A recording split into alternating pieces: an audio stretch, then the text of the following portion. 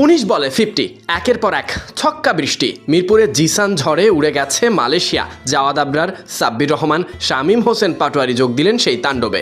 মাত্র 6 ওভারে 81 রান স্কোরবোর্ডে। আর এরপর পিছনে ফিরেই তাকাতে হয়নি হাই পারফরমেন্স বাংলাদেশ দলকে। এই ঝড় ওঠার আগে ম্যাচের শুরুতে বল হাতেও দাপট দেখিয়েছিলেন টাইগাররা, আর সেটাই তৈরি করেছিল এমন বিধ্বংসী জয়ের ভিত। শুরুটা বল হাতে, একের পর এক ডট বলে মালয়েশিয়ার ব্যাটারদের চেপে ধরে। প্রথম ওভার মেড ইন দিয়ে শুরু করে হাই পারফর্মার টাইগাররা। 20 ওভারে 105 রানের গন্ডি পেরোতেই দেয়নি দ্বীপরাষ্ট্রকে, তুলে নিয়েছে 4 উইকেট। আর এই দাপুটে বোলিংয়ে আলাদাভাবে নজর কেড়েছে মিস্ট্রি স্পিনার রুবেল। 4 ওভারে মাত্র 9 রান দিয়ে শিকার করেছেন 1 উইকেট।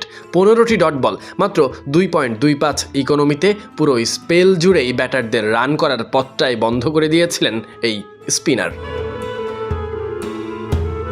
রুবেলের বিপরীতে পেসার রনি ছিলেন আরও আগ্রাসী। 4 ওভারে 20 রান দিয়ে তুলে নিয়েছেন 2 উইকেট।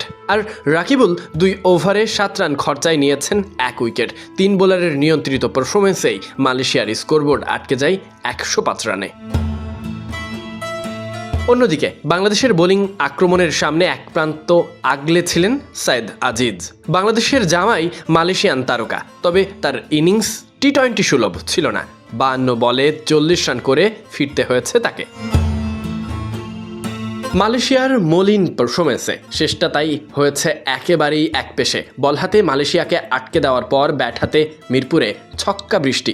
জিসান আবরারদের এমন দাপুটে পারফরমেন্সে হেসে খেলেই জয় তুলে নিয়েছে বাংলাদেশ হাই পারফরমেন্স দল।